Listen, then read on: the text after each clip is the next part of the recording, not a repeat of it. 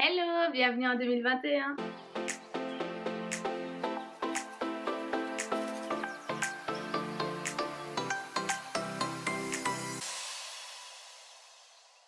Alors j'espère que vous allez bien et que vous avez passé de chouettes fêtes de fin d'année malgré le Covid.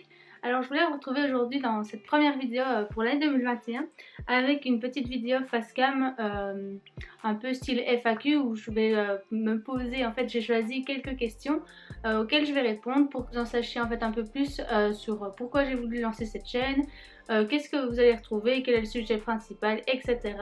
Donc c'est parti, on commence directement avec la première question qui me semblait essentielle parce que j'en ai jamais vraiment parlé, et donc c'est pourquoi j'ai décidé de lancer cette chaîne YouTube. Donc je dirais que ça fait maintenant 1 an et demi, en tout cas depuis fin 2019, que je réfléchis à ma façon de consommer, que je réfléchis à comment consommer plus responsablement, que ce soit l'alimentation, les cosmétiques ou encore la mode. Les cosmétiques et l'alimentation, c'est assez facile de trouver des marques, on va dire, biologiques. Par contre pour la mode, je trouve que c'est plus difficile de trouver des alternatives qui nous correspondent en tout cas, et donc c'est pour ça aussi que je voulais créer cette chaîne. C'était pour vous aider et vous donner des idées, que ce soit d'upcycling, que ce soit de marques responsables que j'ai pu tester actuellement. Encore vous montrer que sur la seconde main, si vous n'aimez pas le vintage, vous pouvez également trouver des choses plus actuelles, plus modernes. Donc on arrive à la deuxième question qui est: quel sera le sujet principal de cette chaîne? Donc le sujet principal de cette chaîne, ce sera la mode durable. Donc ce que j'entends par mode durable, c'est tout ce qui est alternative à la fast fashion, que ce soit la seconde main, que ce soit le fait de coudre soi-même ses vêtements, que ce soit l'upcycling ou encore le fait d'acheter des vêtements neufs mais dans des marques qui sont responsables. Alors j'aborderai également un peu de lifestyle et des do it yourself parce que j'aime bien créer et transformer aussi. C'est valable pour les vêtements mais c'est également valable pour les objets. Donc j'arrive maintenant à la troisième question, oui, qui est: est-ce que je couds depuis longtemps? Alors la réponse c'est pas du tout. Donc je suis totalement débutante dans la couture. J'ai commencé vraiment à coudre pendant le premier confinement, donc en mars 2020, et j'ai reçu ma machine à coudre en décembre 2019. Donc j'ai commencé à faire bien évidemment des masques, ensuite j'ai fait des pochettes et puis je suis directement passée à l'upcycling de vêtements. Je me suis pas vraiment posé de questions, de toute façon je me suis dit que si je me ratais c'était pas très grave parce que c'était des vêtements de toute façon que je ne portais plus ou que je ne portais pas, que c'était parfois même pas mes propres vêtements.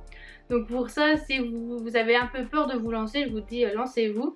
De toute façon la couture, si vous faites des erreurs, vous pouvez découdre, vous pouvez recoudre, vous allez apprendre de vos erreurs. C'est vraiment sur ce point là que je voulais insister, c'était le fait que vous ne devez pas avoir peur de vous lancer, justement lancez-vous. Et de toute façon c'est en travaillant et en faisant de plus en plus de projets couture que vous allez vous améliorer. Alors une quatrième question que je voulais également aborder avec vous, qui n'est pas vraiment essentielle mais que je trouvais ça utile, que je voulais mentionner en tout cas dans cette vidéo, c'était comment se lancer dans l'upcycling. Donc alors l'upcycling, comme vous l'avez bien compris, c'est tout simplement de transformer des vêtements qu'on ne porte plus ou qu'on ne veut plus, ou des vieux vêtements, bref.